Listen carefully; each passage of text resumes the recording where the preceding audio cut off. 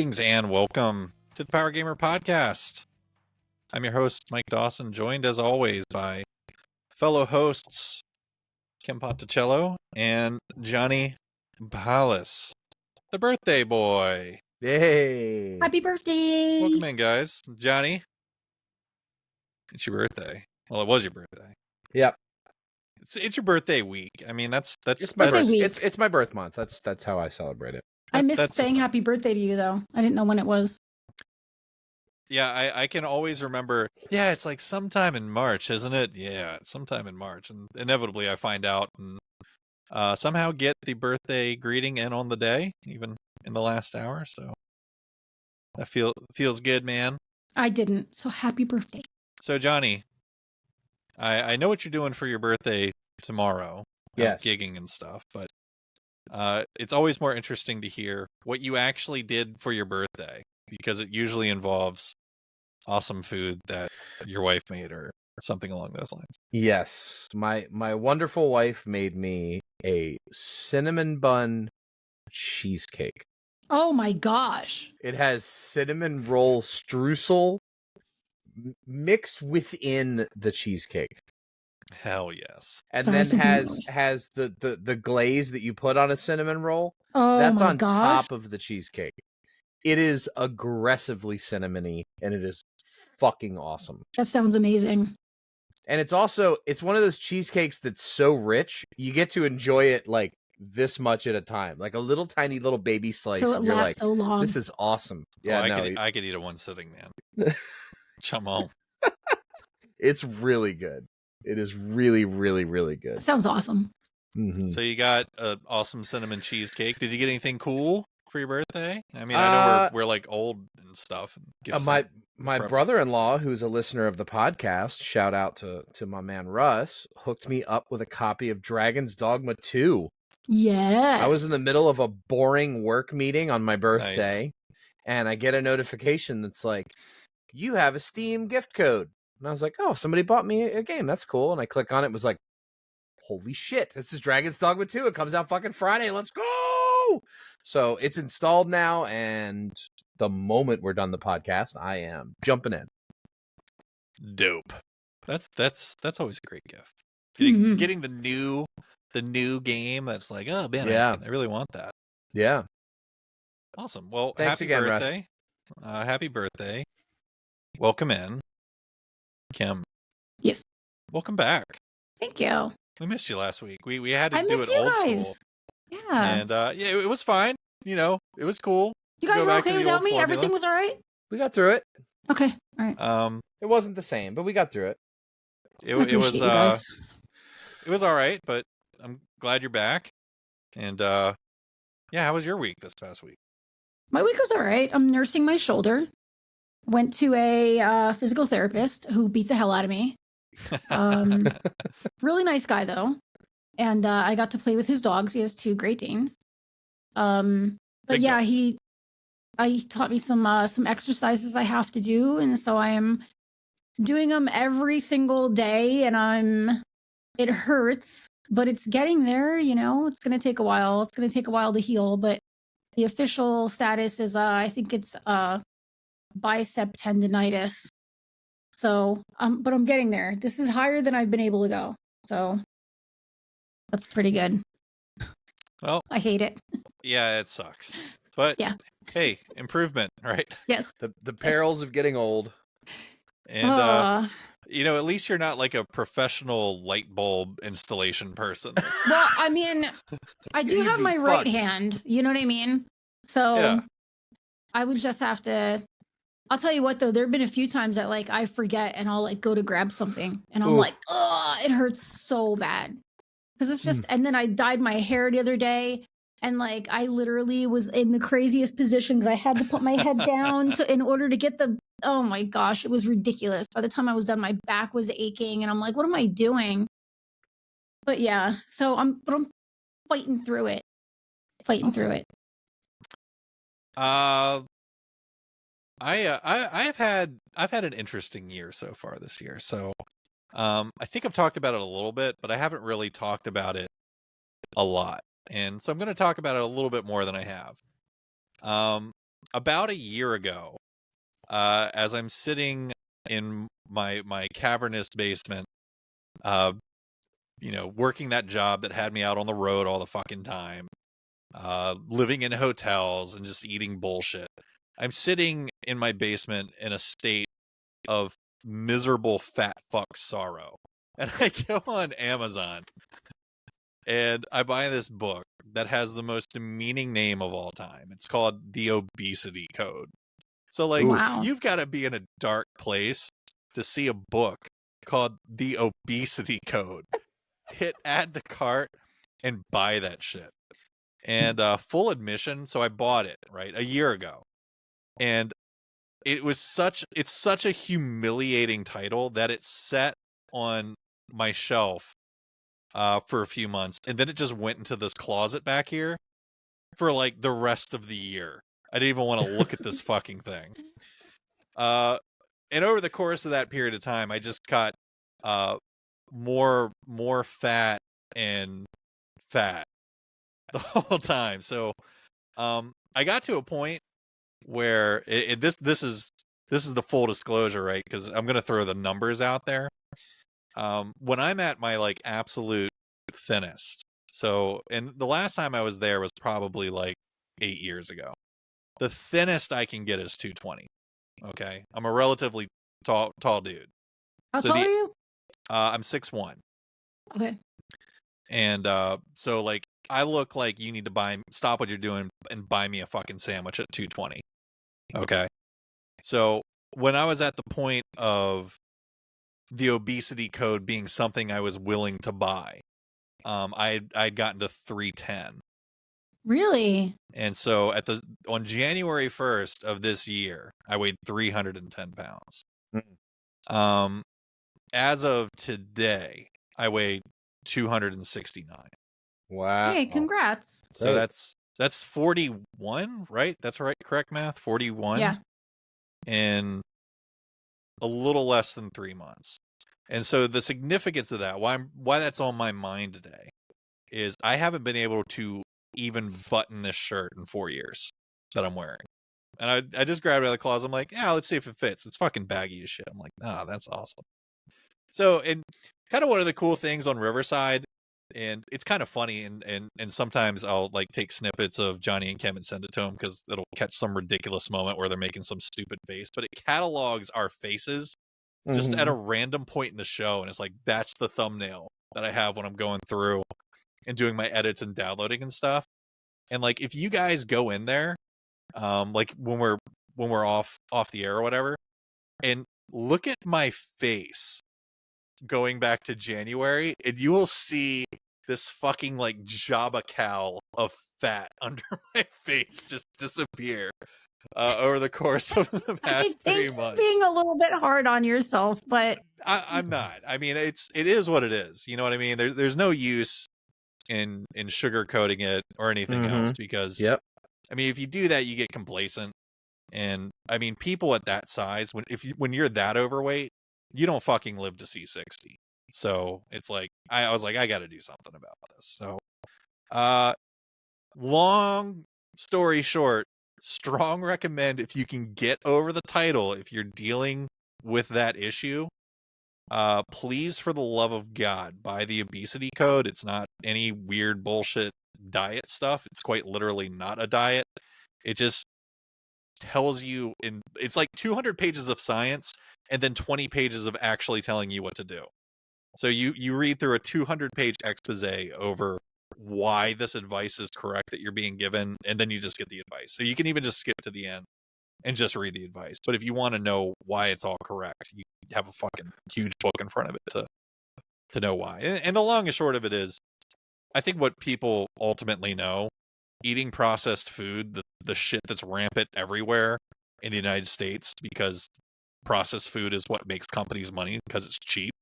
Yeah. I mean, most of the stuff that's illegal in Europe. Correct. You have to stop eating that. And then sugar, the other thing that's rampant in America, you cannot eat things with added sugar. You just have to stop. So, and it's not hard. It turns out it's like really fucking simple to do these things.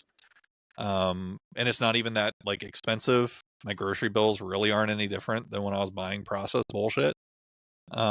So yeah, and then the whole thing of working out, I'm really not. I mean, I walk here and there, but like I'm not hitting the gym every day.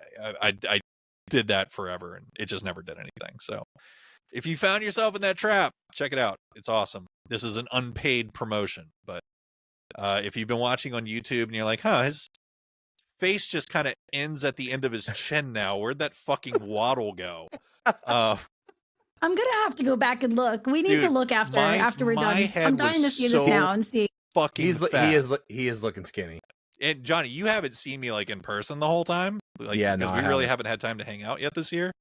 Mm-hmm. But like, it's really different. It's what you knew a few years ago, so it's back.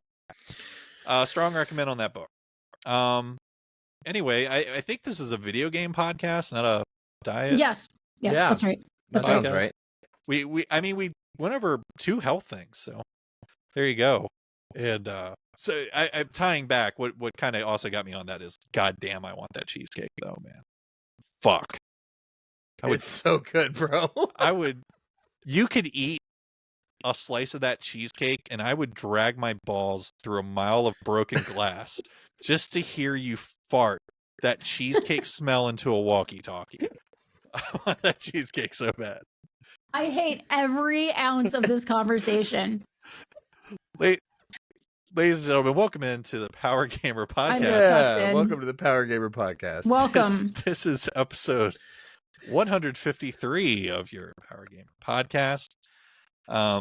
We appreciate your kindness and support checking us out wherever you're checking us out, as most of you seem to find us on audio platforms. Every once in a while, YouTube's like, everybody came to YouTube, or some weeks it's slow, like this past week. So regardless, we appreciate you coming and listening to the show. Wherever it is you may be finding us, if you could take out of an additional step of kindness, and wherever you're listening to us, if it's on an audio platform, perhaps leave us that 5-star review. If it's on YouTube, go ahead and like the video, subscribe to our channel. We'll fit in on that little list on the left just fine. So go ahead and do that for us. Let's get into it. I have been feeling the weight of my backlog lately. And I think everybody has, just because there's such an inordinate amount of games coming out. It's almost fucking ridiculous how much is coming out. And so the backlog is just getting exponentially worse. But I wanted to take a moment and, not even just focus on the new things that are coming out that we're having a hard time keeping up with, because I think the answer to that is just being more choosy and what warrants attention being paid to. And just the overwhelming amount of stuff coming out of late almost clouds the importance of some of the things that are in my backlog that I haven't touched. And I'm like, holy shit, I really need to go back and play and finish these games. We've all made lists. We can all see them. And I mean, on each of our lists, there's some shit that is shocking to have to admit is still sitting in our backlog. Especially mine. Especially mine. I might have the cake here. I don't know if you guys agree. But let's dive into it. I mean, let's put it all out on the table for our listeners to hear about. Let's talk about the big uglies that are sitting in our backlogs. And maybe we can help each other out. Maybe we can help each other out a little bit. Maybe I'm going to put something out there and you're going to say, dude, you really don't need to waste your time with that shit. I played it. Or maybe it's a, dude, I can't believe you didn't play that yet. That shit's amazing. So let's get into it. Eeny, meeny, miny, mo. Johnny first. Why don't you rattle off some titles? I mean, we could just go through your whole list, honestly. Yeah, that's fine. So first on my list I have is Callisto Protocol. I thought you scooped that. I played about an hour of it and then got distracted with other shit. I liked how the melee worked. The melee is kind of not button mashy. I liked that it felt very sort of deliberate in the way that they did the melee. But that's literally my feedback of the game. It's like I'm still in like the tutorial part of that game. Yeah, I really like that game a lot, and more so that's than why I want to play it, because I know you dug it. Yeah, more so than some of the reviewers did. What made you fall off it? Do you remember? No, just another game. It wasn't that I wasn't enjoying Callisto Protocol. It was just, you get a game on sale and you install it and you go, okay, cool, and they're like, well, but I really got to roll credits on this or that, and then you just forget about it. That's the shit I'm guilty of. Is I'll get the game, I'll fire up the game, I'll play it for a day, a week, whatever it is, and then something else will come out, and you'll always hear me use the term it didn't get its claws in me, and that doesn't mean that I didn't enjoy it. It just means I didn't get hooked. Like I didn't. Once it has its claws in me, then it's like I can't wait to get home and play that game.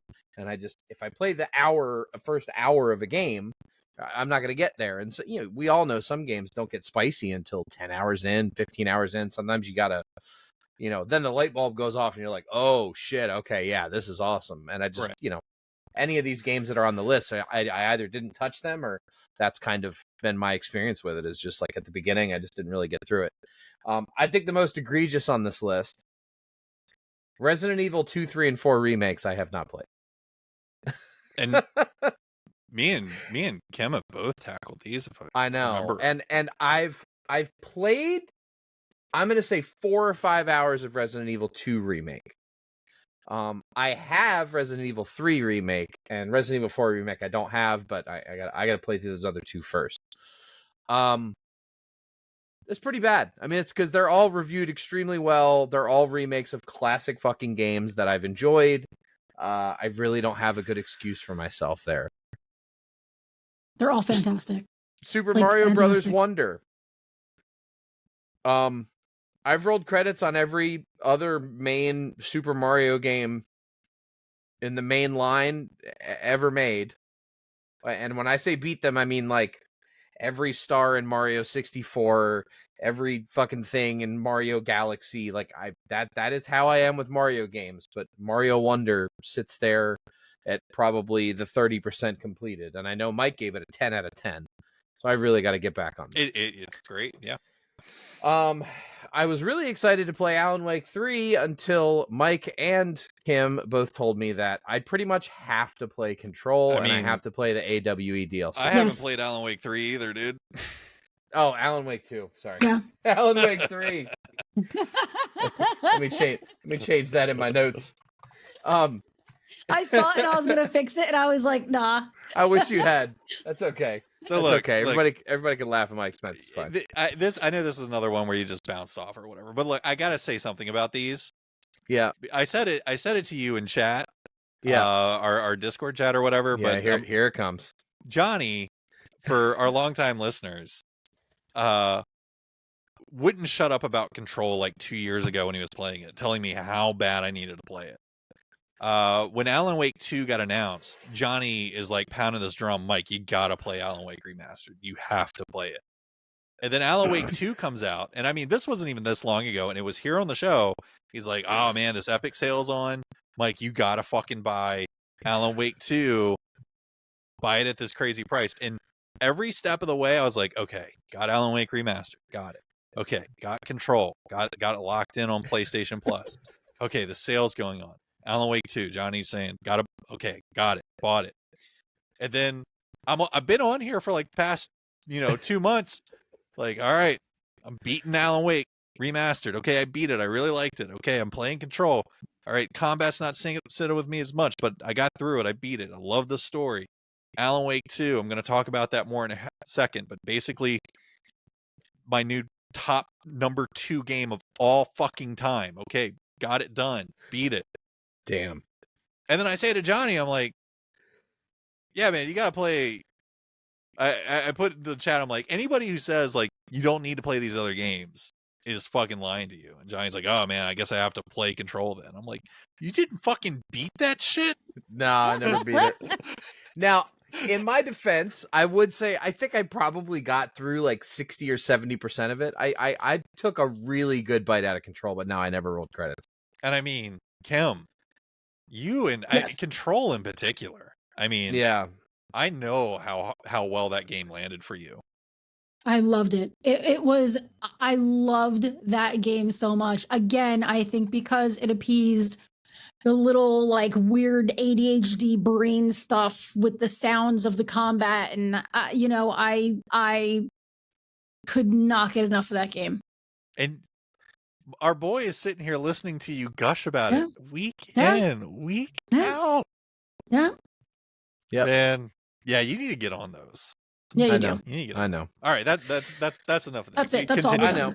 I'm sorry. Another egregious one on the list. This is one there. that we all called ourselves out on. Baldur's Gate 3. Yeah. Baldur's Gate 3. But that's the problem, is we also know that it's probably going to take us 100, 120, 130 hours to beat.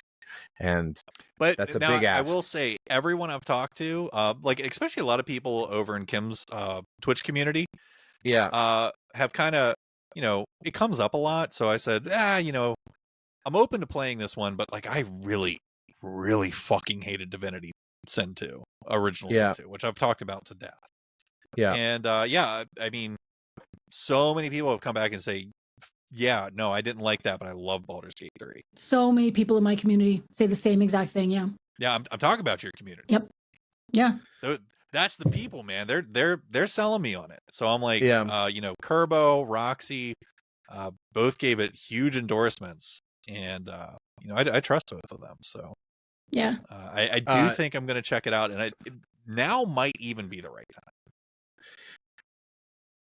time. Next on the list, Chernobylite. I've heard a lot of great things about it. I bought it on some kind of sale. I installed it. I've literally never opened it. I've never touched this game. It's just sitting in my Steam library waiting for me to hit play. So it's so funny because I literally just mentioned Chernobylite today, I think it was, and I didn't even see your notes yet. So if you look, the game came out in like July of 2021. Yeah. If you look at my library, the last time I played it was July of 2020. So I got the game from the dev a year before it came out. Wow. Right? And I loved the concept of it so much that it kind of like stuck with me, but it was really rough. The FPS was like 20 FPS sometimes, dipping down to 10. It was really, really bad in terms of execution. But the concept of it and the design and the look of it really stuck with me. Literally, this is what, 4 years later, almost 4 years later. And I'm like, I really want to get back to Chernobylite. And then I saw it on your list. I almost wrote it on mine until I looked at your list and I was like, holy cow. And the concept of it and the gameplay is astounding. And from what I hear, they fixed all the FPS issues and it's well optimized now. And I'm excited about it. In game development, that final year, a lot of times most of it is just optimizing, just making shit run better and cleaner and load faster. And I mean, that's a big part of it. So that makes sense. Yeah. Next on the list, I know these are both, Mike is a fan of this series. I've beaten the first two, but I am now, what's the newest one? Because that's not on the list either. Devil House in of Me. Ashes, Little Hope, Devil in Me. Yeah. Is there another one? No. House of Ash. Oh no, you had that. Yeah, that's on my list. So yeah, House of Ashes, Little Hope, both of which I own. I have on Steam. Man of Medan was the other one. That was the first one. Yeah, that was the first one. I beat Man of Medan. Next on the list, Dead Space Remake. The only reason why I'm holding back on that one is because I just rolled credits on the original Dead Space last year. But it's there, it's installed, it's just waiting for me. Next on the list, Eastward. I know this was one that Mike really liked. I'm actually surprised that you've held on to that. Yeah. Well, I have it on Steam. It's just there. Yeah. Big recommend for me, Eastward. But yeah, no, it's not like on the level of like, I'm not going to talk about it like you talked about Sea of Stars kind of thing. Right. Like it's good. Right. So yeah, no, I'm surprised you held on to that. Octopath Traveler 2. And that's because that was Mike's big thing, was like, that was the one game that Mike was like, I don't give a fuck, you have to play this game. It was the best game that came out last year. Yeah. So it's installed. I think I've selected my first character, and that's probably about all that I've done. Gotham Knights. I'm shocked you haven't gotten through Gotham Knights. Well, when I scooped that up and I installed it, I had really bad performance issues. It kept crashing on me every time I would get on the bike in the beginning of the game. It would completely like slow down and crash and shit. I'm like low key offended that Gotham Knights and Octopath Traveler were almost in the same sentence. Get over it. You'll be fine. Jesus Christ. And then so dramatic. Last on the list, and this is the warpath that I was on until I got a really, really tough checkpoint on Two Thrones that has cucked me for several weeks now. And that is the last of the Prince of Persia games. So I beat Prince of Persia Sands of Time. I beat the Prince of Persia reboot. I beat Prince of Persia Warrior Within. I beat the original Prince of Persia, the side-scroller on Super Nintendo. That's a fun game to go back to. That's only like a 2-3 hour game. It's pretty short. I did not go back to Prince of Persia 2, which I remember being really, really good. I do want to play that eventually. But yeah, I just, for some reason, I signed up for the Ubisoft Connect, and I was like, oh, all these Prince of Persia games are here. Why don't I, and I started with The Lost Crown because I'm a big, Metroidvania fan. So I fired that up. And then for some reason, it's one of those series that I've always enjoyed and I've always loved, but I never really had rolled credits on a lot of them. And I'm like, they're all fucking sitting here. And then I started looking at, Time to Beat, and like, they're all pretty short. I mean, it's like even Warrior Within is like 7-8 hours. They're short games. 7-8 hours, and 3 hours of it is just death frustration. Well, I mean, I think in reality, it's 7-8 hours of actual gameplay and 2-3 hours of reloading the same checkpoint over and over and over again. It's probably more like 10 or 12 hours. But still, I mean, I've been enjoying my time with them. But yeah, no, there's one checkpoint in Two Thrones that I swear to God, I like once a week will be like, okay, I'm in a good spot here. Mentally, I'm ready to rock. Let's fire this thing up. I go back into my checkpoint, and the Prince of Persia games are really, really good at the checkpoint where it's like, cool, do this parkour thing, and then kill that guy, and then do this other parkour thing, and then kill these 3 guys, and then do this other parkour thing, and then there's going to be this fight where there's like 5 of them, and then 5 more come, and then 3 more come after that. And if you die, like, in that fight, you got to do all that shit over again. And it is just... It's one of those remnants of old games that I really don't miss, and that's just the unforgiving fucking checkpoint. And Prince of Persia is fucking riddled with them. And so yeah, I'm gonna get through them, but right now, Two Thrones can suck my balls. And that's it for my backlog. Moving on then to Kim. I both love and hate aspects of your list. Yes. It's good though. Let's jump into it. Okay, I want to preface this by saying one thing. These are all games that I've started and have wanted to get back to. My backlog of games I haven't even started yet is here. Okay. The fishbowl. The fishbowl. Kim. Yeah. I have 808 video games on Steam. Oh, you haven't looked at mine? I have 1,095 games on Steam. So you actually have me beat? Yeah. Wow.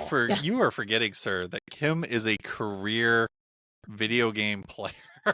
Yeah. She's got you smoked. Yeah. All day. So, okay. So the games I started that I really want to get back to. Jedi Fallen Order. I started it. I loved every single second of it. And then all of a sudden I got bombarded with cover this game, cover that game, cover this game, cover that game, cover this game. And so I haven't gone back to it, but I'm dying to. I really want to so badly. So that's like always on the back of my mind, especially because there's also Jedi Survivor, and I really want to get to that. So I love both of those games. They're such like good, like Souls lights. Yeah. Because like it has some of that, but like it's not. They're way easier than Souls games. Yeah. And I can also firmly say about that series is that is definitely one of those video game series I could see myself 5 years from now, 10 years from now, 20 years from now, being like, oh, fuck it. I'm going to sit down and blast through these again. They're just, the story's great. They move right along. They got a great pace. There's no... They feel good to play, too. Right. They feel really good to play, There's no, like, big moment in the game where you're like, oh, God, it's this part of the game. Like, there really isn't any of that. It's very well paced. Both of them are. They're just kind of fire them up and have fun. Yeah. My next one is, the first game is so beloved to me. And I got through a bunch of Ori and the Will of the Wisps. So I got the game from Xbox and I immediately was like, I'm going to play this game. And then I got to a point where I kind of got stuck and couldn't figure out what to do. And then same thing happened. A bunch of different games came in and I never went back to it, but I'm dying to go back to it. And I might like kind of start it over again because it's been so long. But that one I definitely want to get back to. That's been I'm stuck too. You're stuck too? Yeah, I got to a part where I could drill through the ground and you'd kind of like launch yourself to get places, then you'd drill through the ground over here. Yeah. And I got to a point where I just literally could not figure out what to do next and where to go. Yeah, and I tried watching YouTube videos on it and everything, and I'm just like completely I'm stuck. kind of stuck on that game, but I'm gonna get back to it. I am. Next one is Prince of Persia, the new one. I started it. I love it so much. To me, it is such a great feeling, great looking game, great sounding game. But again, just so many games that keep coming out. And plus there are games that keep coming out that are like long-term games with battle passes. So it's not like, let me finish this game real quick and go back to Prince of Persia. So that's been like really tough for me. I just got that Lightyear Frontier game. I gotta put that on my list too. I just got Lightyear Frontier, and for Pete's sake, man, like, why are all these great games coming out that are just like not games that you finish? It's driving me crazy. With that, Assassin's Creed Mirage was another one. I got Mirage right before Prince of Persia, and I stopped playing Mirage because I started playing Prince of Persia. So it's like, come on now. I gotta get back to that. How heavy are you in the Assassin's Creed lore? Not as heavy as I used to be. Okay. Yeah. Because I beat Mirage and I have some thoughts. Oh yeah, no. I once I finish it, we'll definitely have to talk about it. Okay. But that's on my soon list. Like I have to get back to it. The Resident Evil 4 DLC, I got about halfway through it. I love Ada Wong. I absolutely love her so much. The voice acting in that was tough. But I want to finish it because it's Resident Evil 4 and it's Ada Wong. Hello. I have the biggest crush on her and I'm not finishing the DLC. That's insane to me. I haven't touched that DLC yet, but I don't feel, I don't know, something about it, I don't feel like a strong calling to. Like I'd almost rather just watch somebody else play it kind of thing. Yeah, it's fun. It's fun. From what I played of it, it's really fun because you can like grapple places and it's a good time. But I need to get back to it. The next one, don't laugh at me. The only reason it's on my list is because I started it and it's always on the back of my mind that I never went back to it. Another game that was given to me from the publisher and I really liked it. It was a cute concept and it was cute looking, but I haven't gone back and it's on my mind and it's Biomutant. And I know it's like, I know everybody says it's a horrible game. I understand. I never heard anybody say it was horrible. I just heard, I've had people say it's pretty horrible. I just heard like it's not particularly great. Yeah. You want to hear my review of Biomutant? Yeah. I got it on a pricing error for $1 and I played it for like 15 minutes and was like, could have saved that $1. 15, I really want but to finish see, we've talked about this. The 15-minute Johnny Paulus review means very little. It's very true. Yeah. That's absolutely true. But I'm starting to see that now. Yeah. I didn't like the narrator thing. It seemed like a cheap way to avoid paying voice actors. I don't remember. I'd have There's to get a back narrator that reads everything. I mean, you're a fucking raccoon, aren't you? Right? That's the whole thing. Yeah. Raccoons don't talk, Johnny. No. All the characters talk, but there's a narrator who talks for them. Oh no, that seems ridiculous, said King blah blah blah. There's a narrator for the whole fucking game. Oh, I do not remember. Well, it's like a book on tape. It's better than using AI for every character, though. Yeah. I'll give you that. Yeah, that's where we're headed. Walking Dead Destinies kind of had that, and she loves that game. Listen, we're going to talk about that later. Okay? I can't wait. We're going to talk about that later. Fuck's sake. All right. Celeste. started it long time ago during I think I was doing a 13-hour stream and I started Celeste. And throughout the entire time I played it, I had Pike in chat saying, this game doesn't look that hard, to like bust my balls, you know? That game is freaking hard and I want to finish it. I've heard that one's a masterpiece. I need to play that one too. Yes, the soundtrack is absolutely I've heard it's mind-blowing. It's such a good game. good. Yeah. Scorn, weird. Love Scorn. I'm very close to the end. Really bizarre game. I got a little bit frustrated with the gameplay because it feels like you're supposed to fight, but you're not supposed to fight. And so it's really was a really tough one for my brain to get through. And Mike is the one who was like, listen, this is how you need to play it and you're going to love it. Yeah, it's going to be really tough to feel like you walked away with anything from that game if it's not all fresh on your mind. Yeah. So you're in a tough spot there. Yeah, for sure. Yeah. I mean, the game itself is still very fresh in my mind. Like, I feel like I played it last month because all the visuals are like still so stuck in my brain and all the gameplay is still so stuck in my brain. Yeah. It's, like, I remember it like I just watched it yesterday. It's low key great. Yeah. I really liked it. Grime. I don't know if either of you played Grime. Yep. Yeah, another game that I got early. I got that early before it came out. That's a quickie, wasn't it? That's a quick game. I don't remember. I didn't roll credits on it. Oh, okay. I don't remember. But I do want to get back to it because it's just always on my mind and I love the visuals and I had fun with it. This one kills me that I haven't finished it. Hades. Me too. God damn. You too? I also have No. It kills me that you kills you that I haven't finished it. I also haven't finished it, nor do I ever care to. Oh, really? No, I'm dying to. I want to finish it so bad, especially because Hades 2 was announced. I really, really want to get through it. The people that have not rolled credits on Hades, what they don't get is that the game doesn't even start until you beat it. Like, the story gets so much better after you can start going through and doing it multiple times. Yeah, and that's when the story really picks up. I really want to get back to it. It's fantastic. I just, you guys, you two both know, I fucking hate roguelikes. Yeah, I know. That game's flawless. Yeah, that game is absolutely amazing. Flawless. This is a weird one. It's a survival game, but it's very different. It's not a tree puncher. The Long Dark was an extraordinarily hard survival game set in Alaska or the Antarctica or something. No, I think Alaska. It's like a plane crash or something, if I remember right. Yeah, plane crash, and there's something weird with the Aurora Borealis going on that's causing problems. And the gameplay of it is so difficult, but so fun and so rewarding, and I never finished it. And they've done so much to it since then. They've added so much to it, and they've done so much, so I really want to get back to that. Subnautica terrifies me. But I love being scared.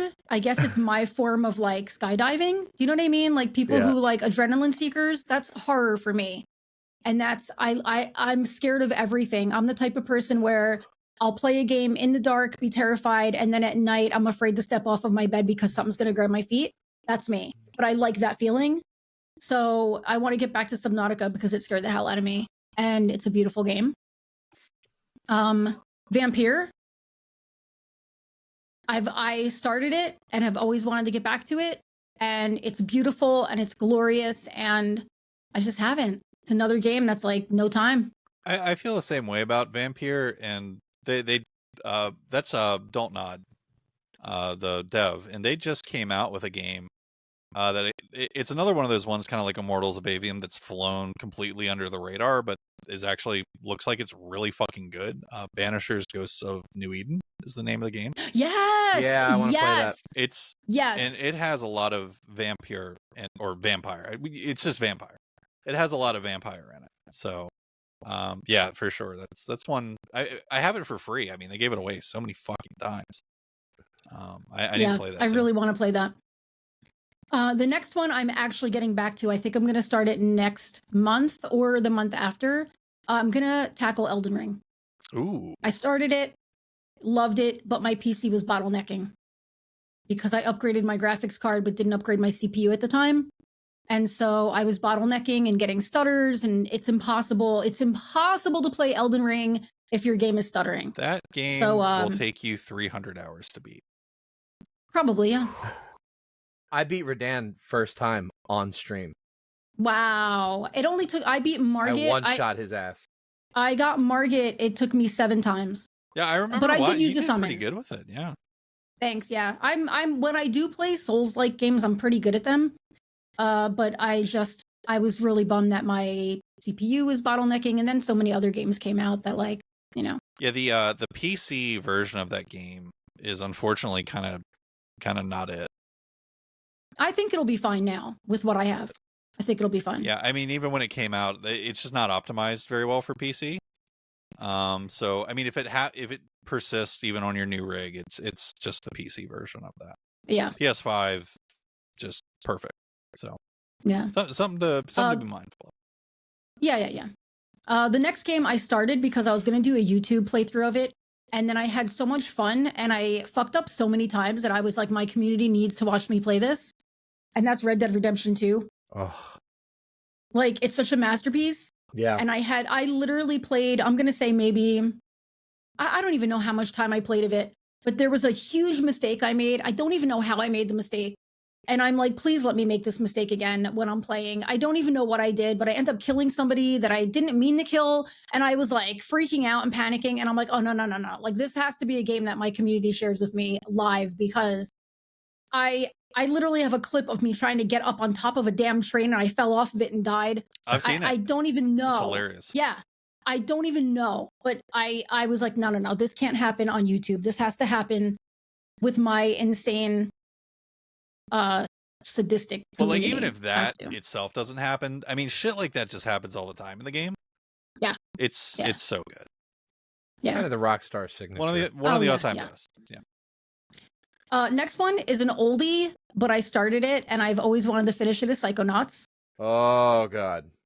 Always wanted to finish Psychonauts. Have you played the second one? No. That's why I want to finish the first one first. They're both solid. Okay. They're janky but solid.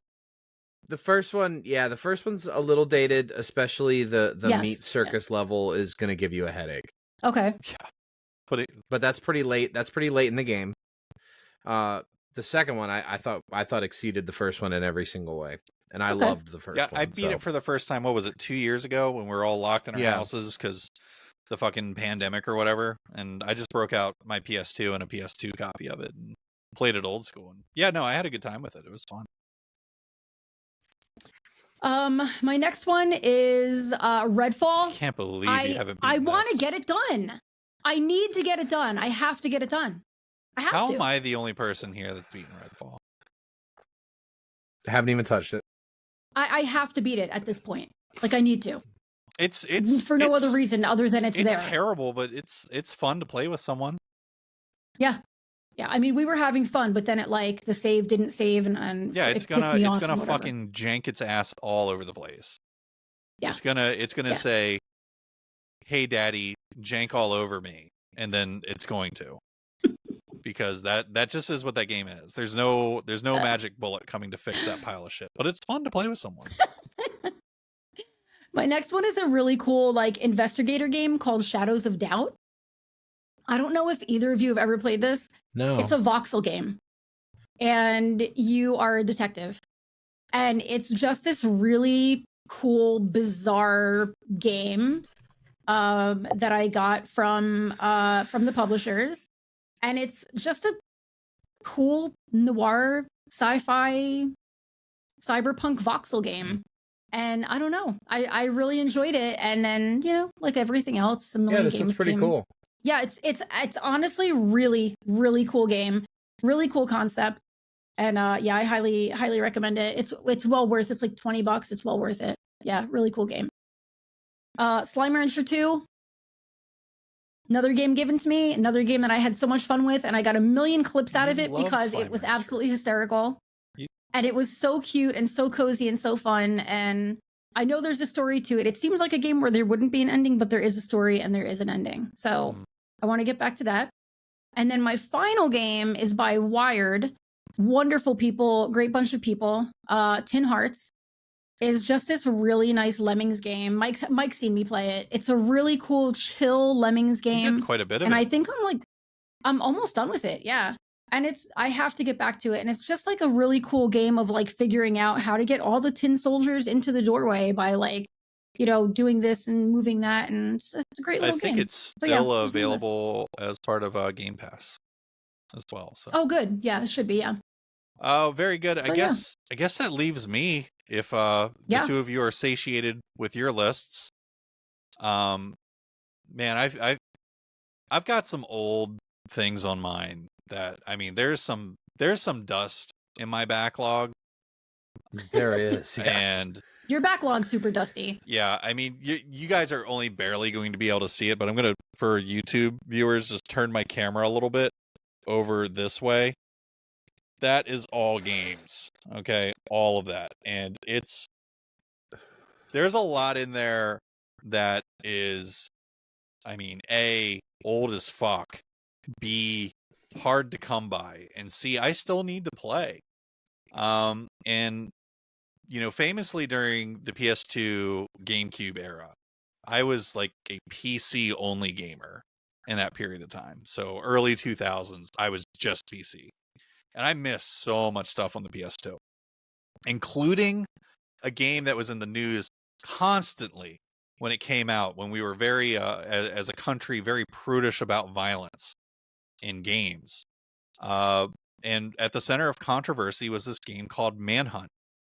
That is still, like, even to this day, one of the most brutal fucking video games ever made. And I've always wanted to play it. I have it on PS2 in its unmolested form from its original release. And there it sits. I mean, I really want to go back and play Manhunt. I've got both games, but Manhunt 2 was censored to fucking no end. I mean, the original Manhunt is where it's at. And I've only ever like watched a buddy playing it at his house, you know, back in the early 2000s when I was in high school. So see, I had it, and I thought this game was a little overrated back in the day. I was pretty underwhelmed by it personally. Yeah, it's got a lot of the elements that speak to me. So yeah, need to get back to Manhunt. Max Payne was a game that when it came out, this was like one of the first games that Johnny like beat me over the fucking head with endorsing. And I mean, this was forever ago, but we were both working at Guitar Center. Max Payne had just come out, and he, I mean, rightfully so, could not fucking shut up about it. We'd never seen anything like this. It's so good.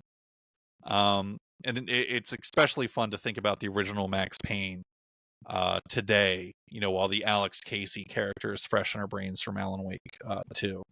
Because he's so Max Payne. I mean, it's the same actor portraying them, but yeah, it's such a callback to old school Max Payne. Everything about that character. And I played the first game to fucking death on PC when it came out. And I played the second game to fucking death when it came out. 3 came out, I bought it. My 360 collection sitting behind me on this shelf, it's there.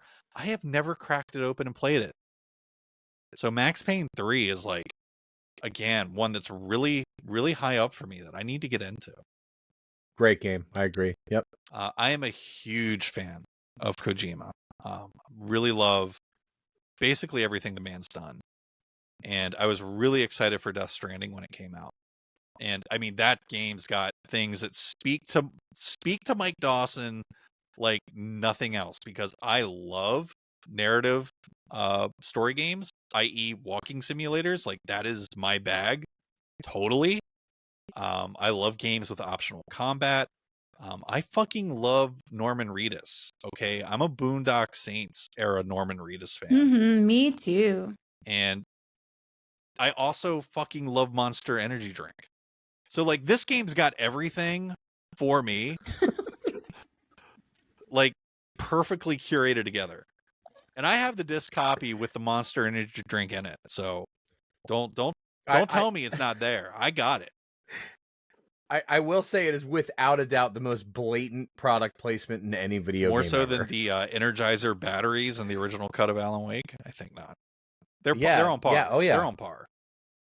You even had the Verizon billboards in the old cut of Alan Wake. I don't know if you guys remember that. Like, I've got the original copy of that too for 360, and it's hilarious. But no, Death Stranding, absolutely. And yeah, I've forgotten how fucking long it's been. I've been, oh yeah, I need to play Death Stranding, and now like the sequel's been announced and looks amazing. I'm like, fuck. That's on my list. Is Death How have I Stranding too? not gotten to it? Yeah, that's in my bowl. And then Actually, Johnny's playing that game right now, so I'm like extra. Well, fuck. I really need to play Death Stranding. Jesus Christ. Squaresoft, like my all-time favorite, you know, Chrono Trigger, Final Fantasy series, Mana series, all that goodness. I have so many PS1 games that I guess are like super sought after these days. But one even back in the day when I had my PS1 and like that was my main whip that came out, I'm like, oh man, this looks great. I've got to play this. Can you imagine? Since the fucking 90s, I've been telling myself I need to play Parasite Eve. And I have a copy of it. It's a fucking great game, dude. I have it. I have a PS1 copy of that ready to go. I haven't played Parasite Eve. And speaking of Square games that are like crazy the fuck rare, that are amazing, Vagrant Story. Oh, I have it. And I haven't opened it. I haven't played it yet. I feel terrible. Like that's another game that's just like completely built for me. It just is so beautiful even today. Those old graphics have actually aged wonderfully in my opinion. Yeah, I haven't played Vagrant Story. I feel like such a fucking fraud that I haven't played that game. Obviously Final Fantasy VII Remake's there. I've been talking about coming back around to that, especially with my playthrough to refresh on the original. So I don't think anything crazy to say about that. We all know that's going to be in my bag. Yep. A game that actually had a lot of recent controversy. This game just doesn't go away. Spec Ops: The Line. Now, the Spec Ops series is old and mostly fucking terrible. Dates back to the PS1. And a lot of the games are just absolute trash. But there is this one game in the series that I have been told is just an amazing game, and that's Spec Ops: The Line. Which again, I have a copy of it for PS3. Now, the reason why this has been controversial lately isn't the subject matter of the game, which I've heard is controversial in and of its own right, but rather because the game was recently yanked from the PlayStation Store because of licensing rights on things in the game expiring. And there was no warning given, so it's actually fairly a common train of thought with this, that they got called out for something expiring way after the expiration happened, and they just had to pull it immediately. So now the value on this game has gone through the roof. If you have a disc copy of it, I think it's shot up to close to $100 for a PS3 game, because it's the only way you can get your hands on this game now. And I'm lucky enough that I have it. It's sitting on the shelf. People are paying 3 digits to play this game. Like, what else do I need to stop what I'm doing, pop that disc in, and give it a whirl? I need to play Spec Ops: The Line. I don't bounce off many games, especially many good games. But I did start playing Resistance. I think it was last year, the Resistance series. So Resistance, Fall of Man, etc. And I don't know what happened. I think Elden Ring might have happened. I forget exactly. But I got like halfway through the first Resistance game. Shit came up. It's still sitting in the drive of my PS3. And I've never played the Resistance series. Like, I feel terrible. Like, that was like the hallmark FPS series of the PS3. PS3 era, Haze Bros, stand the fuck down. Okay, I don't want to hear about stupid fucking Haze from anyone. Yeah, no. All right, the Halo killer. I don't. Fanboys are so funny. I don't think so. Haze. In that same vein, I got through like 20 hours of the original Dark Souls on my 360, and yeah, just shit came up. I bounced off it. I still feel like I'm fresh enough. That cat is chatting. I still feel like I'm sorry. He's fine. I still feel like I'm fresh enough on that I can just pick up where I left off, and I'll be okay. But I need to get on that soon. Speaking of PS1 games sitting on my shelf, oh my god, what the fuck am I doing with my life? Dino Crisis. Kim, don't please don't hurt me. I know you're tied in with Capcom, okay? But I apologize that I have not played. Listen, there are Capcom games I haven't played either. I own and haven't played Dino Crisis.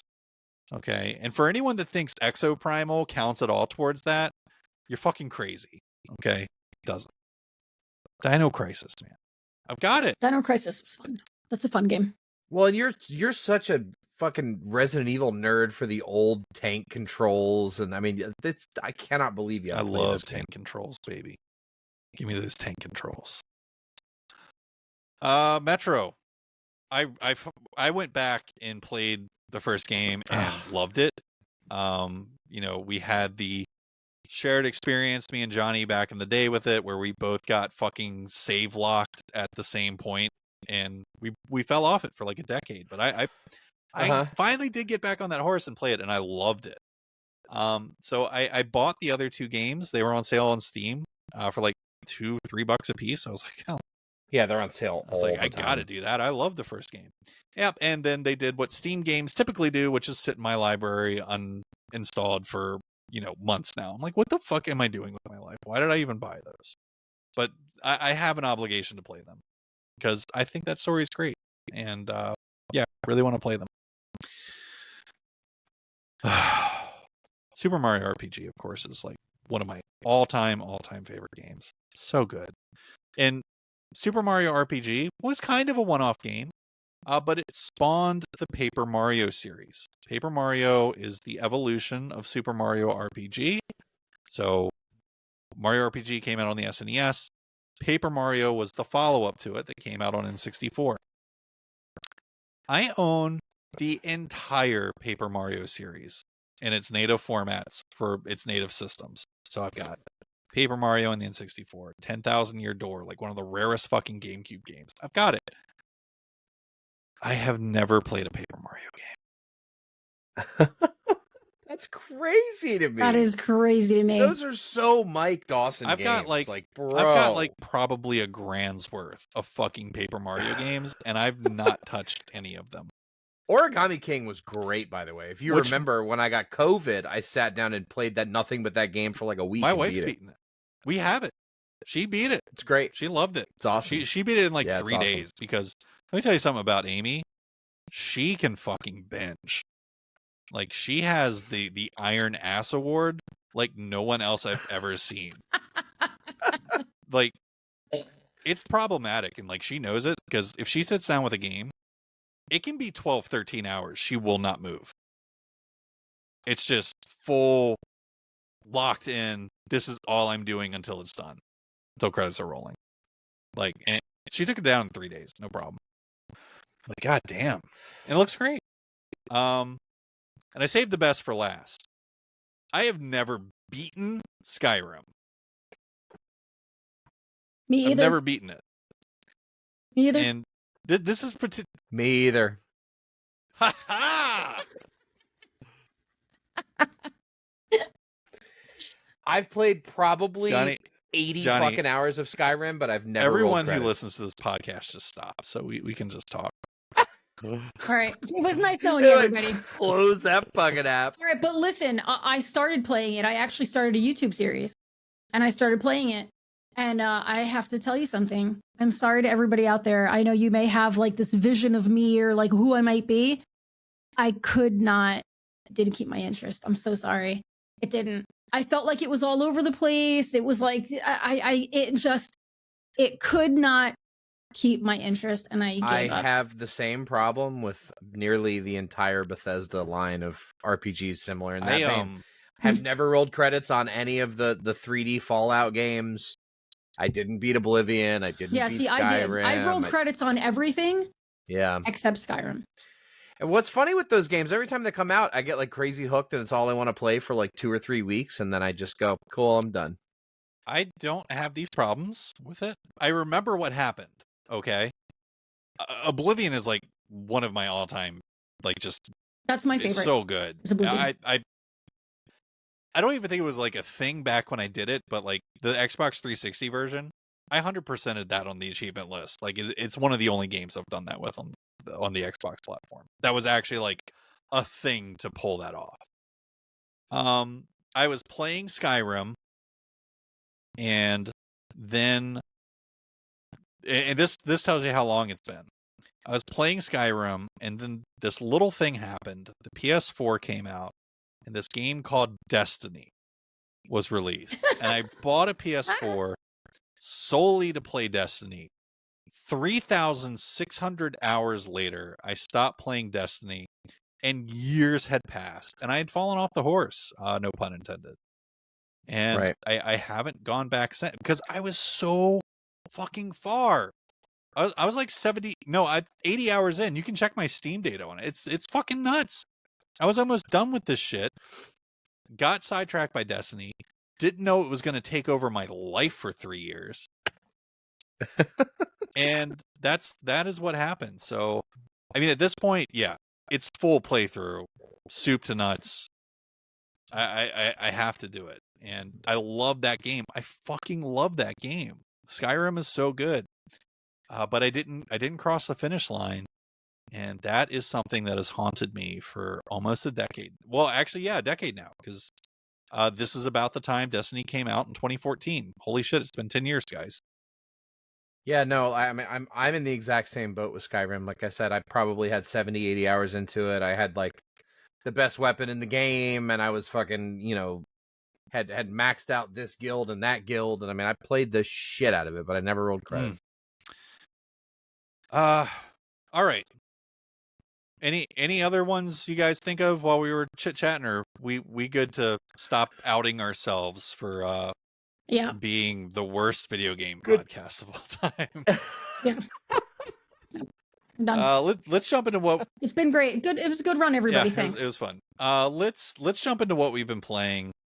I'm gonna start with you, Kim. You've got a meaty. You want to start with me? You've got a meaty list. Let's just jump in. Okay. Let's jump into the Kim show. All right. So, started this season of League of Legends Ranked, going in with my brother Curbs. My brother, he's like family to me. And that's been fun. What do you main? I'm support, and I generally main either Bard or Thresh. I love a good Thresh support. I'm a good Thresh, and I love Thresh, and I'm also a good Bard, and I love Bard. My favorite has always been a Mumu. A Mumi. I always call him a Mumi because I always mess up his name. I love a Mumu. He's ridiculous. I started playing. I've been playing some Siege. New year 9, season 1 came out, and with a new operator, Gamos, who is like the. It's a long story, but anyway, it's a really good year, and I love Siege, and I will never stop going back to Siege. It's one of my favorites. Outlast Trials I was playing because they came out with a new trial, and it's just as fucked up as all of the rest of the trials. It is absolutely absurd and disgusting, and I love every goddamn second of it. That game is disgusting, and it's great. It's so fun. Skull and Bones, of course, I'm still playing. I love Skull and Bones.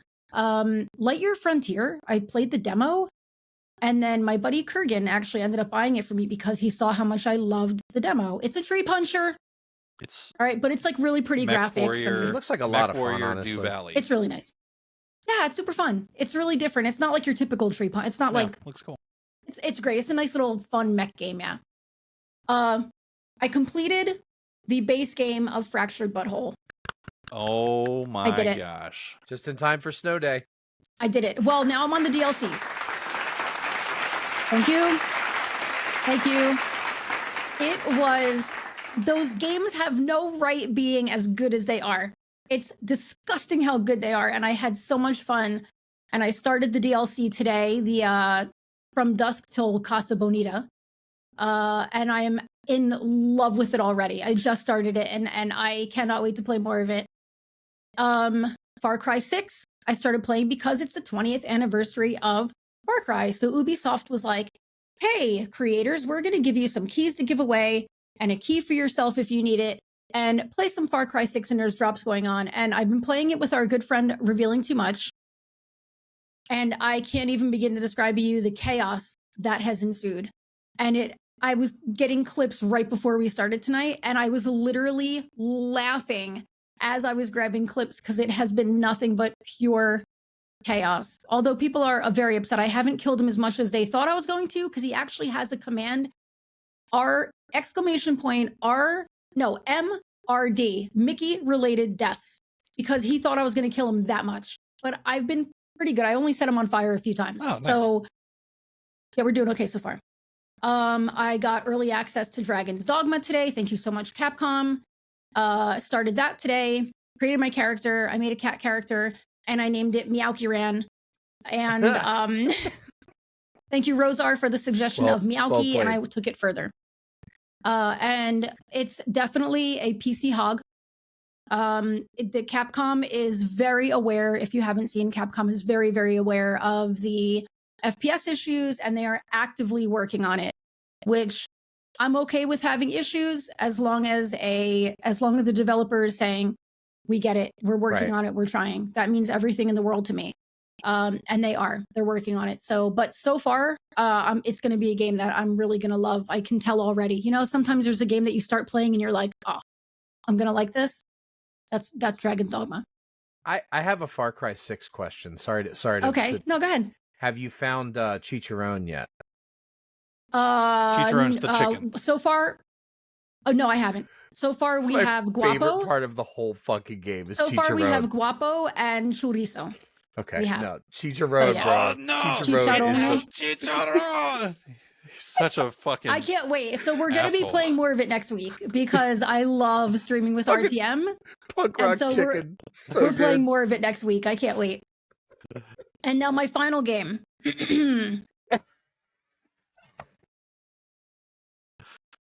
So if any of you remember, Mike said to me, "Hey Kim, how much would it cost? How much would I have to give you to play a really terrible game, Walking Dead Destinies?" And I was like, I don't know, $25, right?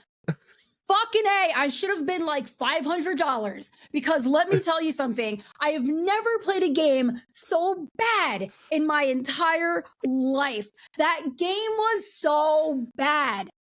However, it made for great content. My rage, the rage that I felt at some of the fights, I was like, what even is this? The fight with Merle, a ring of fucking fire, but you're pushing me into the fire and I get hurt, but I push you into the fire and you're fine. And the walkers are chasing after me, but not after you. Why? I don't know. It was so bad. It was such a bad game. And I got done with the game and everybody in chat was like, I was like, well, that was like $25. I should have asked for more. And everybody was like, $25? That was so cheap. You should have asked for so much more. So now there's a new one going on. Because now everybody wants me to play Skull Island Rise of Kong. Oh, yeah. And that is $300. And somebody has to get me the game. Somebody named Mike. And I've already donated $25 to the cause. That's right. We're going to get you somebody the $300. Has to get me a gorilla even onesie. If I have to do it my fucking Because I'm going to play it in a gorilla onesie. So, yeah. Even if I have to do it myself. Walking Dead Destinies. We're getting you to that $300. Walking Dead Destinies can quite literally suck a gigantic dong. That game was, it made me want to poke my eye with a fork. It was so bad. So what I learned about Kim is everything she said's true, but she also fucking likes it. Because it was, I couldn't stop. I couldn't stop. Everybody was like, do you have to finish it? And I'm like, no, but I'm going to finish this fucking game. She was sitting there getting invested in the story and stuff. I was so invested. I was so invested. I was so invested in this shit-sucking game. I was so invested. Everybody's like, you don't have to finish, right? And I was like, yes, I do.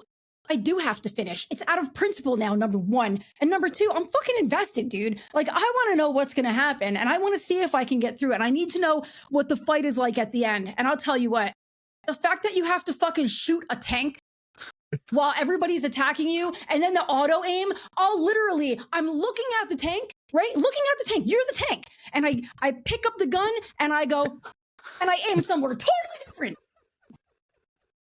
Very strong. Then I'm getting shot. Very strong, the auto. It was so bad. And what's also hilarious is like halfway through the playthrough, I'm like, I noticed she was in the menu for something. I'm like, why the fuck are you not playing this game on easy? Like, do you want it to take longer? I switched to easy immediately, and I was like, you know what, you're right. Let me switch to easy. Why are you dragging this out, it was the fight with Shane. It was the fight with Shane that did it. And just hearing the voices, every single, they do the same voice lines, all like constant, non-stop. And I kept hearing it, and I was slowly losing my mind. Oh my God, I was slowly losing my mind. And you hear Lori in the background, like, Rick, I don't know. And then Carl is like, but Dad, blah, blah, blah. And then Shane is like, I need me a nice woman. And I'm like, I can't hear this anymore. And Mike was like, why don't you put this on easy? And I was like, yeah, but not before I put on Benny Hill music during the fight. I also just want to say before we never talk about this game ever again, that it's $50. The boss fights in the game are like little school box fights, like where you're stuck in like this very small area and like shitty cover. Every one of them. And it's you and some other dude just shooting the absolute fucking daylights out of each other with shotguns. There was one point during the Shane fight, right? So he has a shotgun, right? He has a shotgun, and he'd be all the way across this damn schoolyard from me, right? It was actually like this like fenced in field area, right? He's all the way across with his shotgun, and he doesn't shoot once, he shoots twice every time. And so I'm going to reach for ammo, and I'm like, right? Totally stun locked. And then by the time I go to get it again, he's already next to me, and I'm like, like again and again and again. And I'm like, why is this happening? Like, what is so this? It's a game where you're going to get plugged like 50 times by a shotgun before you die, and you have to shoot them like 100 times with a shotgun before they die.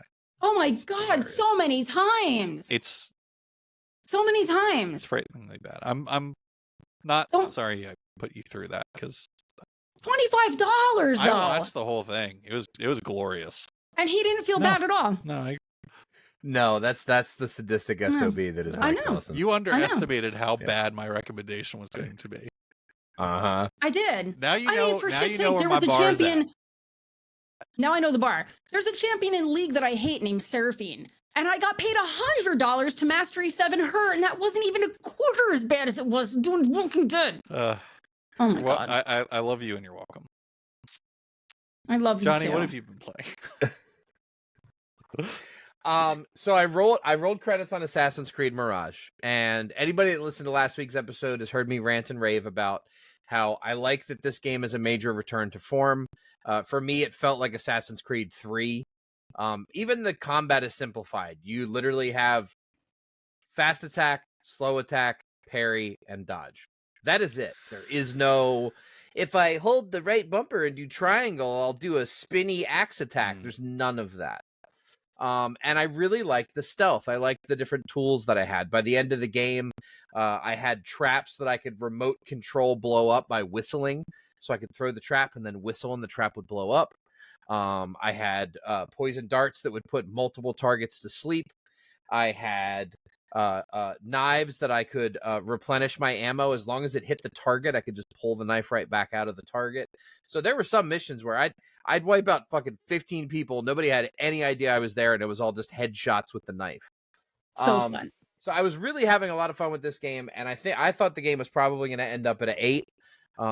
And I think for most people that are big Assassin's Creed nerds and are really, really up to date with the lore of Assassin's Creed, it will probably end up being in the 8 range. Unfortunately, I have to give this game a 7.8 for me personally, because the end of the game did not land for me. The end of the game. Don't tell me. I'm not going to spoil. That's what I've heard. No, but I have heard the ending is like. I am not going to spoil anything. I heard the ending was like womp womp. My wife and I both looked at each other and were like, what the fuck just happened? Yeah, that's what I've heard. I don't know. And then she's like, well, let's watch a YouTube video. I'm like, okay. So we go on YouTube and we search ending explained for Assassin's Creed Mirage. And after my eyes glazed over like 4 minutes into the video, I was like, I don't care. Let's just play Final Fantasy VII Rebirth. I'm done.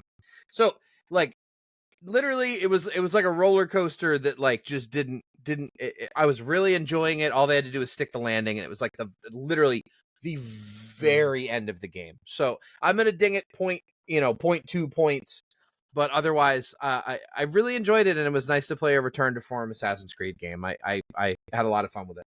Also playing a bunch more Death Stranding. the game is starting to get easier because the tools at my disposal are getting better. I now have level 2 robot legs, so I can carry like 300 pounds on my back. I have Same. a vehicle that I can load a shit ton of stuff into. And now I have robots that I can have automated to do smaller jobs. So if I'm at one place and somebody wants me to deliver this thing to that, I can send a robot to go do it for me. So while the robot's heading north, I've got my car and I'm headed south. I feel like, and somebody in chat the other day when I was streaming it said that they thought I was about 60% through. So I think I'm just kind of past the halfway point. Similar to what I said last time, I still have no idea what the fuck is happening in this game. I don't know what happened, how it happened. No idea. I don't know, 15, 20 hours in, and I'm completely in the dark. And lastly, I have finally fired up Final Fantasy VII Rebirth. And this feels like a completely different game. And I think that works because that's kind of what Final Fantasy VII felt like.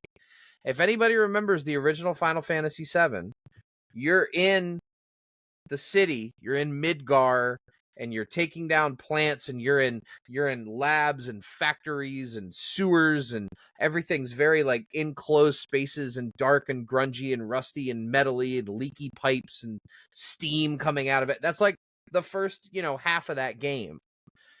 But then you go to the open world portion of the game.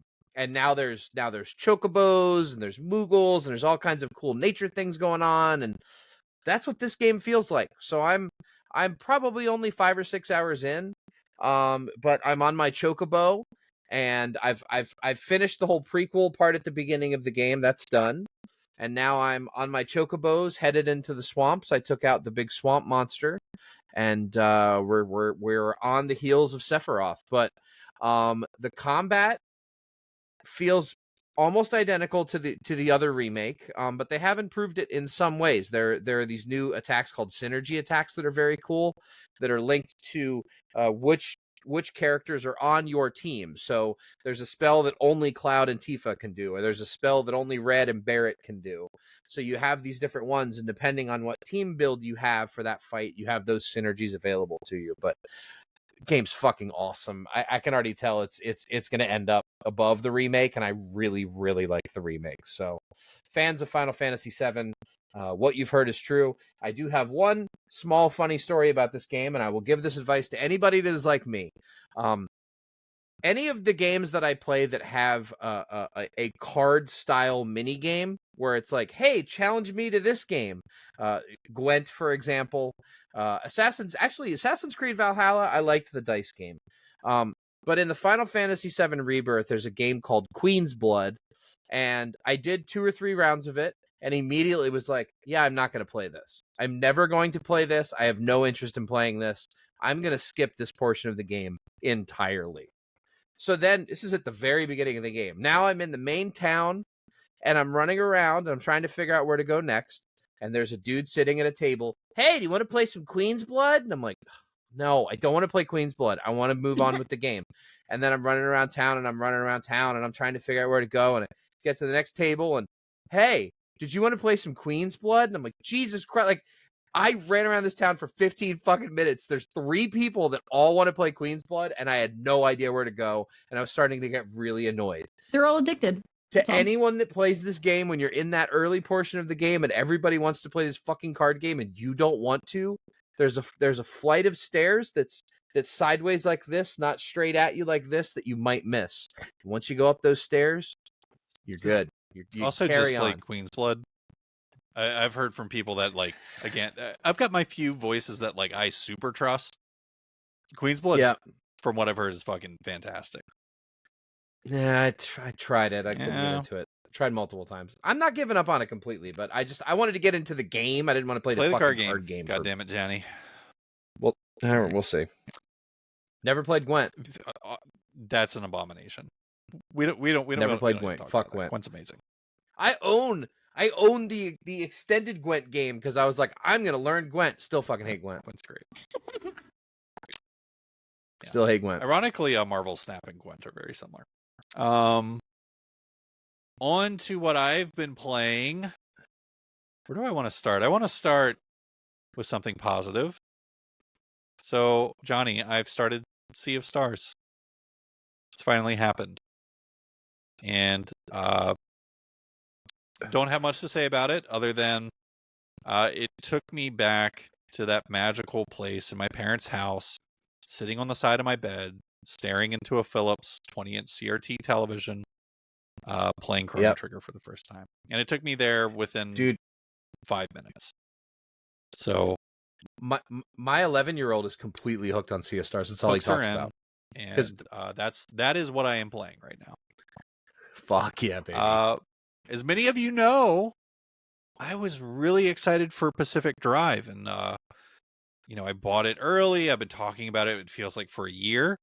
And when I get excited for a game, I spoiler dodge like a fucking ninja. I don't watch trailers, nothing. So I watched the first few release trailers of the game, and I'm like, okay, that's me. This narrative story looking car driving game. I am in. It looks like something I love. I love games like The Invincible, like Return from Grace, obviously the Life is Strange series. I'm like, I'm in. Little did I know, Pacific Drive is not a narrative story game. It's not even remotely close to one of those. It is, in fact, and my two co-hosts here are about to make some funny faces because I have 3 words I would use to describe Pacific Drive. It is a survival crafting roguelike.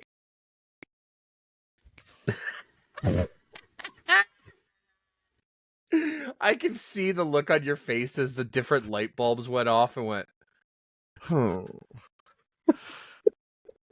this isn't what I wanted. It is my 3 least favorite things all rolled into one that was presented to me under the guise of a narrative story game.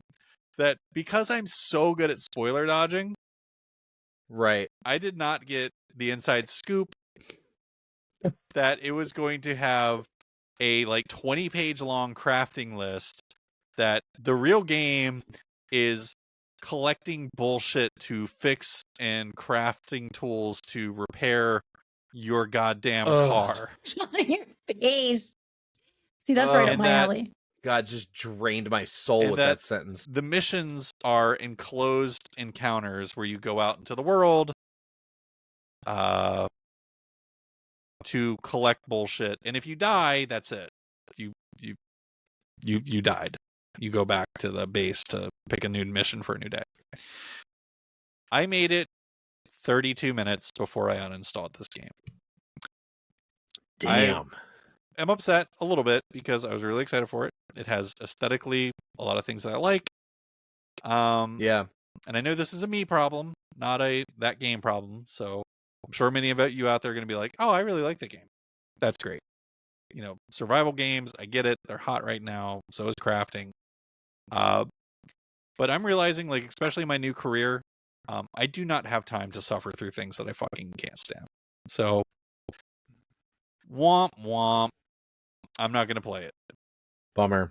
So, all my year of hype really got its dick kicked then. That's how I talk about Alan Wake 2. I've been mentioning that I was really going to talk about this game for a minute. I am going to do so in a completely non-spoiler fashion. So do not panic if you have not played it or you don't want to hear spoilers, because I'm not going to spoil it for you. I am, however, going to give you some sound advice that anyone who has ever told you, which review sites to this day are still writing this line, that you do in fact underline need to have played Alan Wake 1, Control, and the AWE expansion for Control before you even think about fucking touching Alan Wake 2. Because the callbacks to those games is constant. The whole plot it's just a continuation of Alan Wake 1. Control gives a lot of context to what's happening in Alan Wake 2. Important context. And players from organizations that are the thing in Control are everywhere in Alan Wake 2. And if you don't have that background, you are super fucking missing out. And I can't imagine someone enjoying this game to the correct level if they have not played those games. So do not do yourself a disservice. Alan Wake Remastered, if you have a PlayStation, you probably own it already because they gave it away like a million times for free. Control Ultimate Edition just got added to Game Pass. So very easy to get your hands on Control and the AWE expansion. And Alan Wake 2 is it's on sale right now in the spring sale on Epic. So if you just want to snag it and lick a stamp, save it for later, you can do that right now at a really reasonable price. But let me say this. With the only contextual piece that I'm missing being Baldur's Gate 3 from last year, and with everyone understanding that I don't deeply love CRPGs to begin with, I can safely say that I would like to revise my selection of Octopath Traveler 2 as the best game of last year. Because Octopath Traveler 2, although very good, does not even sniff this game's farts. Alan Wake 2 is a once-in-a-generation exceptional experience that we haven't seen since the original The Last of Us came out. It's playing in that realm. So good. Wow. So astounding. In many ways, Alan Wake 2 eclipses The Last of Us in terms of its delivery of story, its delivery of graphics, its delivery of everything. Ultimately, because of time and place, I think The Last of Us is going to continue to hold its place at the top of my list. But you could make the argument that Alan Wake 2 is one of the best games of all time. And I would listen to that. Because it is. Wow. And, but I don't think that's true if you don't have the context of the previous releases. That's critical. Because otherwise, really what's going on in that game is not going to make any sense to you. You're not going to understand the stakes. You're not going to understand the time that passed between when they just picked back up the story. You know, the 13 years between when the first game and the second game came out is part of the story. That 13 years. It's part of the story. And like for people that have played it, you know exactly what I'm talking about. Like that is a huge part of this. And I don't know what the fuck these people are thinking, advising people just to jump into Alan Wake 2. They're crazy. Like, do not do Kills that. Me. It kills me. It's the same as when people tell people they don't have to play any of the BioShock games if they want to just play Infinite. I'm like, that's ridiculous. You can't say that. I think if I compare the two, though, like, I'd be more for somebody doing it with BioShock than this.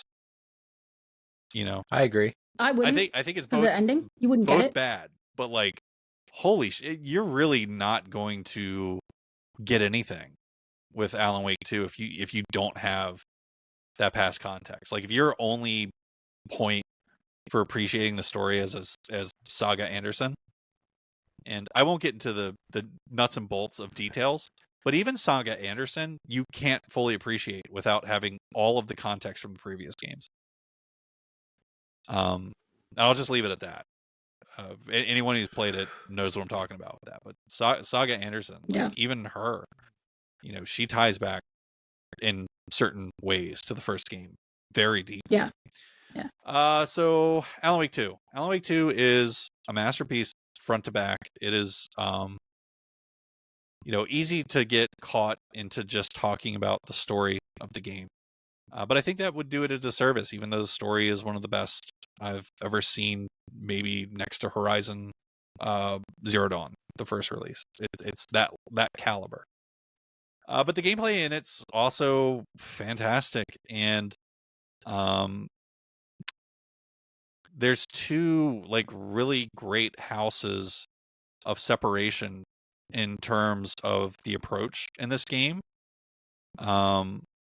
where there are certain times when you are playing a detective game, and then there's other times that you're playing a game where you have the ability to change basically the reality that surrounds you, and you have to navigate these different points in time that you can bounce between to solve puzzles and advance the story.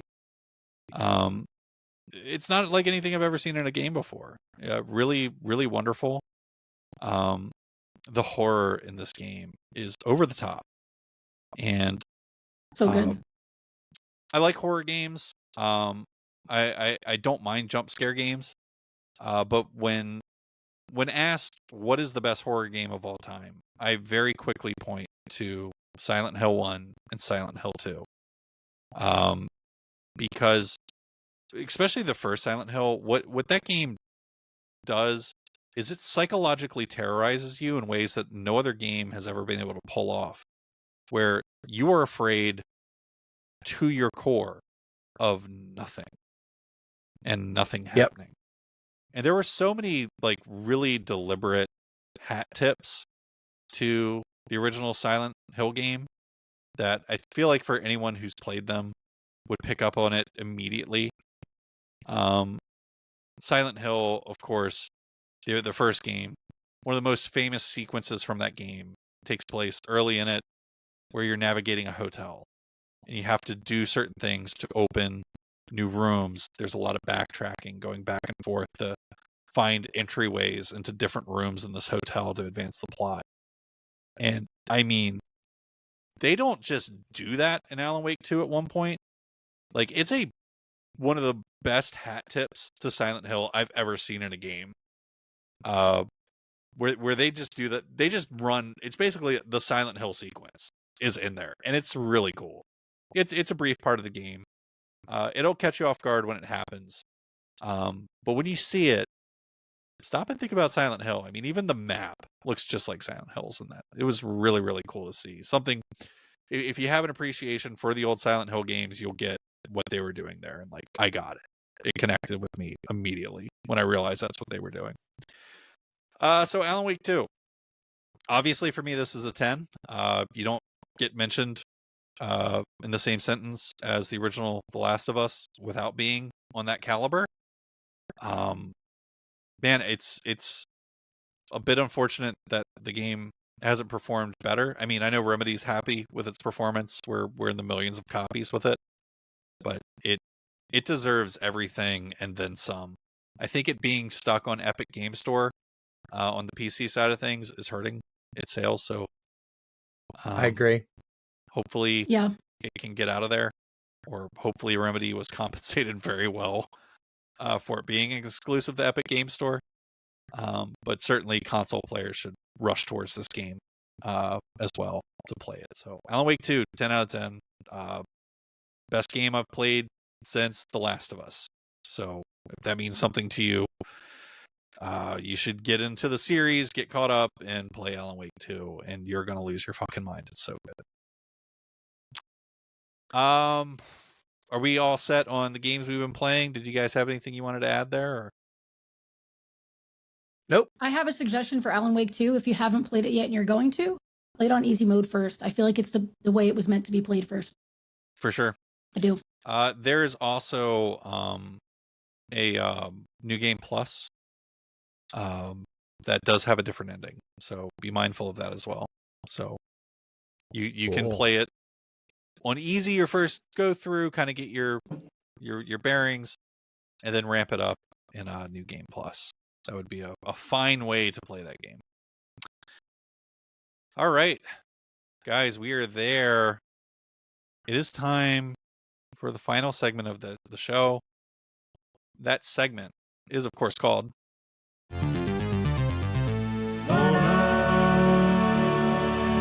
It's back, baby.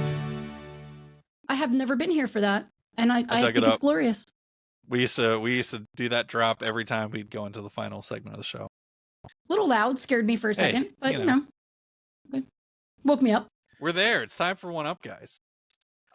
We were talking about Baldur's Gate 3, and I saw an interesting article today that Larian has come out and said we are not doing any DLC for Baldur's Gate 3, and we are not making Baldur's Gate 4. We are done with Dungeons and Dragons. I think that is a baller move from Larian. Fuck yeah. Definitely some big dick energy coming from over there. Fuck yeah, dude. Yeah, but they deserve to have big dick energy. I'm just saying. Yeah, exactly. That's the thing. Yeah. They earned it. They showed what they can fucking do. The whole world knows what they can fucking do. Yeah. Now they can literally go do whatever they want and not have to pay that $100 million license for Baldur's Gate. Yep. They could just make a Divinity Original Sin 3 and the whole world will explode. It'll be fine. So it's true. Mike won't. Hey, more power to them. I wish more people would go, wow, we made something really great. Cool, let's make something else really great. Instead of keep kicking the same thing, trying to squeeze every last penny out of it until you become BioWare, which is who they're Raven. Not trying to be, because they took the BioWare recipe. They said, hey, we can do this. So now don't do the same thing BioWare did.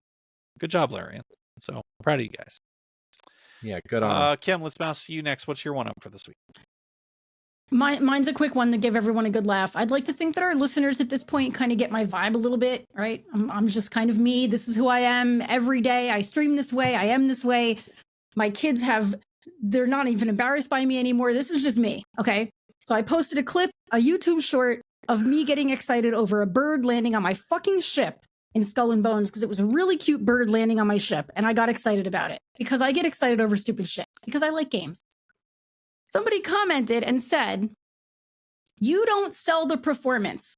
You clearly try to act like a cutie patootie anime girl, but you try too hard. By the way, they spelled performance wrong. They spelled preformance. And number 2, they said, but you try too, T-O, hard. Okay? Me, a cutie, I'm trying to be a cutie patootie anime girl. That's me. That's me. But I don't sell it. I don't sell it. I don't sell it. Cutie patootie anime girl. That's it. This is clearly a dude this is clearly a dude that could not point a vagina out at a lineup. Yeah, probably. Yeah. Yeah. So yeah, I just thought I'd give everybody a good laugh because I think the furthest thing from what I have never in my life tried to be a cutie patootie anime girl. For Pete's sake, I have a cow onesie. God damn it. Like, yeah, I get the maximum tomboy vibes. You know what I mean? I've always been a tomboy. Yeah, no, I've never once thought cutie patootie anime girl. That's right. Fucking ridiculous. Yeah, right. Kim's one of the guys and knows more about how to fix your car than you do. So yeah, I used to do body work. Thank you. That would be like somebody commenting on one of my videos, like, "You're clearly a macho alpha male, but." I mean, like, what? I've worked on all my cars. My last car was a goddamn Dodge Magnum Hemi. Okay, I don't want to hear it. I don't try to be a cutie patootie anime girl, and I just had to give everybody a good laugh But now, of course, through the course of everything, people are making me name my ship on Skull and Bones Cutie Patootie. RTM keeps calling me Cutie Patootie. Like, everybody is just like rolling with this because everybody was like, "Wait, what?" And so now that's the big thing. Now is I am the Cutie Patootie anime girl. So there you go. Enjoy everything. Well, at least he didn't age shame you for looking like you're 30. That was the best one. You look like you're 36. I was like, oh, thanks. Thank Appreciate you. It. Guy thought I was in my mid-20s and was shaming me. Okay, get out. Johnny, what's your one up this week? Kim was talking earlier about how there's some performance issues on Dragon's Dogma 2 currently. I found it really funny that there is now a list going around the internet of non-essential NPCs, because apparently if there are less people in the populated areas, the game will run better. So there are literally people just firing up the game and like just murdering the fisherman and murdering this shopkeeper and be like, oh, there we go, there's 3 frames, let's keep going. And they're just murdering all the non-essential people. It's like, dude, come on, is your frame rate really that important? Like, just turn the shadows to medium, like you'll be okay. But you know, apparently people are running around killing random NPCs to get better performance out of the game. That's pretty amazing. As someone that played and enjoyed Cyberpunk 2077 on the PS4, I feel justified in shaming these people. Shame on you. Yeah, just suck it up. Shame on you. Don't kill Frank the fisherman. Let him fish. Or just do what we talked about today. Go play something in your backlog. Come back to Dragon's Dogma 2 in a week or two. It's really good that I'm not a game dev, because I would do like some super fucked up shit, like put out a patch the next week where like the most killed NPC like gives you some like epic item if you didn't kill him. Like Frank's sitting there fishing on the dock. Oh, look, I pulled fucking Excalibur out from this lake. Here you go. This appears to be an enchanted sword. You tell me if I didn't kill Frank, I'd have Excalibur? That's the kind of shit I would do. Yep. Anyway. Yeah. Guys, it's been a great week, a great episode. Again, Kim, happy you're back. Good to have you back, Kim. Good to be back. We will, of course, be back again next week with another great episode of the Power Gamer Podcast for you to enjoy. Until that time, I'm Mike Dawson. And I'm Johnny Paulus. And I am Kim, cutie patootie anime girl, Ponticello. Hey! There we go. Hey! It will. Tune in next time. Catch you on the flip flop.